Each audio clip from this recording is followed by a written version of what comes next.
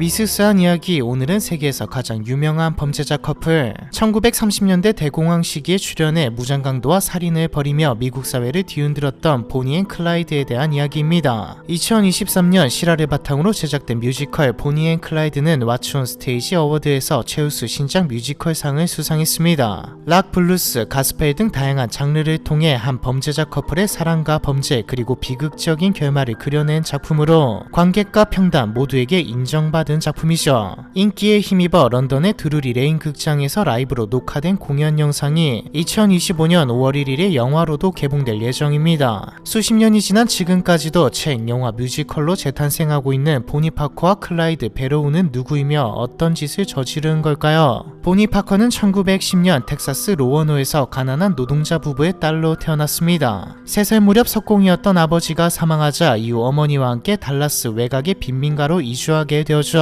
가난한 형편으로 인해 하루하루 생계를 걱정해야 했지만 본인은 문학과 연극을 사랑하며 예술적 감성을 키워나가던 아이였습니다. 학창시절에는 교내 연극에 참여하고 자작 시를 쓸 정도로 활발하고 감성이 풍부한 소녀였죠. 그러다 고등학교 재학 중이던 16세의 어린 나이에 결혼하면서 학교를 중퇴하게 되었습니다. 남편 로이 손트는 화가 나면 마구잡이로 손찌검을 하는 인물이었고 결혼한 지 얼마 안 돼 교도소에 수감되었죠. 본인은 결혼 생활에 환멸을 느꼈지만 남편의 반대로 이혼은 하지 못했고 웨이트리스로 일하며 가난한 삶을 이어나갔습니다. 교육을 마치지 못한 채 사회로 나오게 된 보니는 삶에 대한 꿈과 기대를 잃고 하루하루 시들어가고 있었죠. 보니의 운명의 짝인 클라이드 베로우는 1909년 텍사스의 가난한 농가에서 태어났습니다. 형제의 영향을 받아 일찍부터 자동차 절도와 강도 같은 범죄에 연루되었고 교도소를 들락거리면서 점점 더 품성과 언행이 거칠어졌죠. 1930년 1월 5일 클라이드는 절도 혐의로 체포되었다가 풀려난 뒤 텍사스 댈러스에 있는 친구의 병문안을 가는 길이었습니다. 문을 열고 집안에 들어섰을 때 주방에서 핫초콜릿을 만들고 있는 한 여성과 눈이 마주쳤죠. 친구의 회복을 돕기 위해 집에 머물고 있던 보니였습니다. 운명적인 첫 만남 이후 두 사람은 걷잡을 수 없이 서로에게 빠져들었죠. 보니는 클라이드의 자유로운 영혼에 매료되었고 클라이드는 보니의 사연의 매력을 느꼈습니다. 보니는 21세, 클라이드는 22세의 나이였죠. 하지만 연애를 시작한 지 얼마 안 돼 클라이드가 자동차를 훔친 혐의로 다시 체포되어 교도소에 수감됩니다. 본인은 옥바라지를 자처했고 심지어 탈옥시키기 위해 권총을 몰래 들여보내기도 했죠. 클라이드는 보니의 도움으로 탈옥에 성공하지만 탈옥한 지 7일 만에 다시 검거되어 이스트햄 노동 수용소로 이감됐습니다. 자유를 향한 도주는 결국 실패로 끝났지만 탈옥 사건을 계기로 두 사람의 결속은 더 강해지게 되죠. 강력범들이 주로 수감된 이스트햄 노동 수용소는 죽음의 감옥으로 악명 높았던 곳이었습니다. 죄수들은 하루 16시간 넘게 들판에서 강제노동에 동원됐으며 최소한의 사람 취급도 받지 못했죠. 클라이드도 마찬가지로 인간 이하의 대우를 받으며 매일매일 지옥 같은 시간을 견뎌야 했습니다. 노동 강도가 얼마나 끔찍했는지 강제노동을 면제받기 위해 스스로 발가락 2개를 절단한 일도 있었다고 하죠. 하지만 가장 괴롭고 수치스러운 것은 강제노동이 아니라 교도소 안에서 또 다른 죄수에게 지속적으로 성폭행을 당하는 일이었습니다. 21세 어린 나이와 마른 체구 등 여러 요건으로 다른 죄수들의 먹잇감이 되어버린 것이죠. 클라이드는 성폭행을 막아달라며 교도소 측에 거듭 요청했지만 아무도 들어주지 않았습니다. 그러다 결국 성폭행을 당하던 클라이드가 쇠파이프로 가해자의 머리를 내려치는 사건이 발생했죠. 문제는 맞은 사람이 두개골이 부서지면서 현장에서 사망해버렸다는 겁니다. 이것이 클라이드가 저지른 인생 최초의 살인이지만 공식적으로는 기록되어 있지 않죠. 종신형을 선고받고 복역 중이던 다른 죄수가 클라이드의 처지를 딱하게 여겨 자신이 저지른 범행이라고 죄를 대신 덮어 써준 덕분이었습니다. 우발적으로 첫 살인을 경험한 클라이드는 완전히 변했습니다. 가난에 쫓겨 생계형 범죄를 일으키던 청년은 사라졌고 세상을 향한 분노와 복수심만 남은 냉혹한 범죄자가 되었죠. 1932년 2월 클라이드가 출소한 이후 두 사람은 한 팀이 되어 범죄를 일으키기 시작했습니다. 보니와 클라이드가 함께 일으킨 최초의 범죄는 1932년 4월 19일 텍사스주 카우프만에서 벌어진 철물점 강도 사건이죠. 소규모 철물점을 털려다 실패하고 망을 보던 보니는 현장에서 체포되었으며 클라이드는 동료였던 랄프 펄치와 함께 경찰과 총격전을 벌이다 가까스로 도망쳤습니다. 이 사건으로 보니는 카우프만 카운티 교도소에 수감되지만 사실상 범죄 피해가 발생하기 전에 검거되었기 때문에 무죄 방면되죠. 그 사이 클라이드는 랄프 펄치와 함께 상점 강도와 차량 절도 같은 범행을 이어갔습니다. 그러다 1932년 4월 30일 클라이드가 텍사스 힐스버러의 한 상점을 터는 과정에서 점주를 총으로 쏴 살해하는 사건이 벌어지죠. 이제 클라이드는 단순한 강도가 아니라 공식적으로 살인을 저지른 범죄자가 되었습니다. 이후 보니가 석방되자 두 사람은 다시 뭉쳤고 본격적으로 범죄 행각을 이어가죠. 처음에는 소규모 상점과 주유소를 털었지만 무장 강도와 은행 강탈 등 점점 수위가 높아졌습니다. 사람을 납치하고 필요하면 살인도 서슴지 않았고요. 이 과정에서 두 사람을 주축으로 한 범죄 조직 베로갱이 탄생하게 되죠. 클라이드의 친형인 벅베로우와 그의 아내 블랑시 그리고 클라이드의 소꿉친구였던 존스가 합류했습니다. 핵심 멤버들의 합류 이후에도 하나둘 공범이 늘어나면서 조직은 점점 더 몸집을 불려갔고 범죄 수법은 더 대담하고 빠르게 진화했죠. 베로갱은 가장 돈 되는 은행을 대상으로 주로 범죄를 계획했고 1932년부터 1934년까지 2년 동안 미국 남부와 중서부를 떠들며 살해한 사람만 최소 13명일 정도로 활발하게 활동했습니다. 그중 대다수는 경찰관이었죠. 이때까지 안 잡힌 게 아니 총에 안 맞은 게 용할 수준이네요. 베로갱이 이름을 떨치기 시작한 것은 1932년부터였습니다. 오클라호마 스트링타운에서 열리던 컨트리 댄스장에 갔다가 클라이드가 술에 취해 한 남성과 시비가 붙어 큰 싸움으로 번지게 되었죠. 이때 베로갱 멤버들이 신고를 받고 출동한 경찰관에게 총을 발사해 한 명은 현장에서 사망하고 한 명은 중태에 빠지고 말았습니다. 베로갱은 본격적으로 경찰 살해범으로 불리게 되었고 미국 전역에 보니와 클라이드의 수배가 내려졌죠. 경찰관 살인 사건의 여파로 한동안 몸을 사리던 베로갱 멤버들은 1932년 12월 25일 성탄절 아침 차량 절도를 시도하다가 결혼을 앞두고 있던 청년 도이 존슨을 무참히 살해했습니다. 1933년 4월에는 범죄 자금으로 미주리주 조플린의 한적한 주택가에 임시 은신처를 마련하고 매일 밤 파티를 열고 카드놀이와 음주를 하며 하늘에 총을 쏘아대죠. 이웃들은 경찰에 신고했고 4월 13일 경찰 5명이 은신처를 급습했습니다. 클라이드는 자동소총으로 무차별 사격을 퍼부었고 멤버들도 일제히 반격하며 치열한 총격전이 벌어졌죠. 이 과정에서 경찰관 2명이 사망했고요. 갱단은 총격을 뚫고 탈출에 성공했지만 은신처에 있던 가방과 사진 필름을 두고 떠났습니다. 이렇게까지 했는데 안 잡히는 걸 보면 경찰이 무능한 거 아닌가라는 생각까지 들지만 클라이드의 사격과 도주 실력이 타의 추종을 불허할 정도로 뛰어났기 때문이라고 합니다. 특히 총을 너무 잘 쐈기 때문에 총싸움으로는 당해낼 사람이 없었다고 하죠. 경찰은 범인들이 남기고 간 필름을 현상한 뒤 언론사에 뿌렸고 이를 통해 세상을 떠들썩하게 만든 문제의 사진들이 공개됐습니다. 사진 속에는 보니가 시가를 물고 총을 겨누는 모습, 환하게 웃으며 무기를 과시하는 클라이드의 모습 등이 담겨 있었죠. 언론은 이들을 살인자 커플이라고 부르며 사랑과 반항의 아이콘으로 포장하기 시작했습니다. 금주령과 대공황의 궁핍한 현실 속에 살던 미국 서민들은 파격적이고 자유로운 연인의 등장에 열광했죠. 멋지게 차려입고 고급 자동차를 탄 이 젊은 범죄자 커플이 희망 없는 세상에 맞서 당시 서민의 적으로 여겨지던 은행을 응징하는 모습은 통쾌함마저 선사했습니다. 보니와 클라이드는 이때부터 가난한 자들의 로빈 후드로 연이 대서특필되었죠. 전국적으로 악명을 떨치며 스타덤에 올랐지만 현실은 그저 쫓기는 범죄자들에 불과했습니다. 1933년 4월 6일 클라이드가 운전하던 차가 텍사스 웰링턴 근처 다리공사 구간에서 전복되는 사고가 일어났습니다. 이 사고로 보니는 다리에 심각한 화상을 입었고 거동조차 힘든 상태로 도주 생활을 이어가야 했죠. 이런 상황에서 한 달 뒤 미주리 플래트시티 근처 레드크라운 관광 코트에서 경찰과 또다시 격렬한 총격전이 벌어지면서 벅과 블랑시 등 핵심 멤버가 사망하거나 체포되었습니다. 사실상 잡히는 건 시간 문제인 상황이 되어버렸죠. 또다시 단 둘만 남은 보니와 클라이드는 경찰에 잡히기 전에 미뤄두었던 버킷리스트를 실행하기로 결심했습니다. 1934년 1월 16일 두 사람은 클라이드와 악연이 깊은 이스트햄 노동 수용소를 습격해 5명의 갱단원을 탈옥시키는 데 성공했습니다. 분노한 텍사스 주정부는 전설적인 텍사스 레인저 프랭크 해머를 추적자로 초빙했죠. 프랭크 해머는 당시 미국에서 가장 무서운 수사관으로 이름을 떨친 인물입니다. 평생 50명 이상의 범죄자와 총격전을 벌였고 결코 타협하지 않는 냉혹한 성격으로 유명했죠. 프랭크 해머는 무려 102일 동안 두 사람의 동선을 치밀하게 분석하며 서서히 포위망을 좁혀 나갔습니다. 그러던 중 4월 1일 보니와 클라이드가 텍사스 그레이프 바인에서 순찰 중이던 경찰관 2명을 살해하자 여론도 돌아서기 시작했죠. 두 사람은 더 이상 반항의 아이콘이 아니라 무자비한 살인마 커플일 뿐이었습니다. 5월 23일 새벽 오랜 도주 생활을 이어가던 보니와 클라이드는 한 지인에게 도움을 받기로 하고 약속 장소를 향했습니다. 이른 아침에 고요를 뚫고 클라이드가 몰고 온 포드 차량의 굉음이 점점 가까워지는 때 갑자기 총성이 들리더니 집중 사격이 시작됐죠. 150여 발을 맞은 부서진 차량은 순식간에 벌집이 되었고 도로 옆 도랑으로 미끄러졌습니다. 경찰이 사격을 멈추고 다가갔을 때는 이미 창문은 산산조각나 있었고 차량 내부는 핏물로 흥건해져 차량 안에는 클라이드가 운전대에 머리를 대고 있었고 보니는 조수석에서 두 눈을 감은 채 이미 싸늘하게 식어 있었습니다. 보니와 클라이드는 그렇게 저항 한번 하지 못한 채 현장에서 즉사했죠. 작전에 가장 큰 도움이 되었던 건 여론의 반전이었습니다. 우리가 생각하는 것보다 보니와 클라이드는 큰 인기를 얻었기에